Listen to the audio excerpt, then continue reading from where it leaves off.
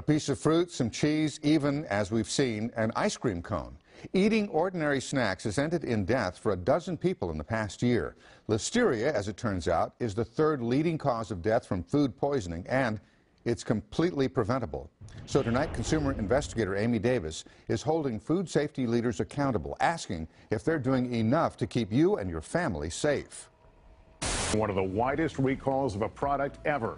3 people are dead after developing a foodborne illness. Widespread recalls, empty freezers, and a CEO's "I'm sorry." We're heartbroken over the situation. The latest foodborne illness outbreak has pitted Bluebell loyalists I want my milkshake made with Bluebell against food safety advocates. Listeria is got to be one of the things that they're paying a lot of attention to. But Channel 2 Investigates has learned this isn't just about your favorite ice cream. There is no required testing for listeria in food manufacturing plants or the actual food companies produce. It sounds like the fox guarding the hen house. We're letting all of these companies do their own testing and then not requiring them to reveal what they found. Right now, they're not required to report to us. The Texas Department of State Health Services says a federal law passed in 2011 actually requires reporting. But the FDA's been dragging its feet for nearly 5 years, so that law still hasn't been fully rolled out. Are our food safety regulations lacking right now? I think we have a lot of different controls in place to find issues with firms, and we do it every day. I will tell you, organisms are sneaky. Listeria is one of them. For years, Texas inspectors and the FDA did not believe it could get into ice cream, so they never tested for it. I never even considered it. You know, I just didn't consider. Lois Porter's husband was recovering from cancer. Then he ate Bluebell ice cream in a Kansas hospital, got listeriosis, and died.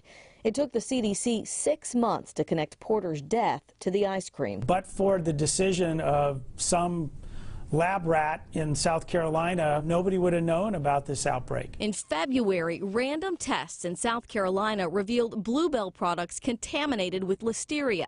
When Texas officials got word of it, they tested the products at the Brenham Creamery and found the same bacteria the next day. Why did it take another state's health department to find listeria in a product that was made here in Texas? I don't really have exactly the direct information and the timeline. I do know that we've been in that facility quite often. Are other states doing a better job of pathogen testing than Texas? I don't know what other states do. Texas should have known Washington State does test ice cream. Inspectors there found listeria in a popular brand months before the Bluebell recall.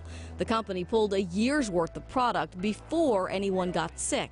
Your office found listeria in finished product that was made in Brenham in February. There was no recall issued until March. Why? I would have to say right now that that's an open investigation. And this morning, just 24 hours after that interview, the state health department sent us this document showing that Bluebell has agreed to let the state test its products and equipment for listeria.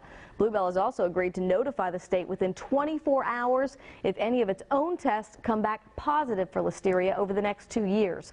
Now, there are 70 frozen dessert plants in the state. This agreement does not apply to those facilities. I'm consumer expert Amy Davis, KPRC, Channel 2 News.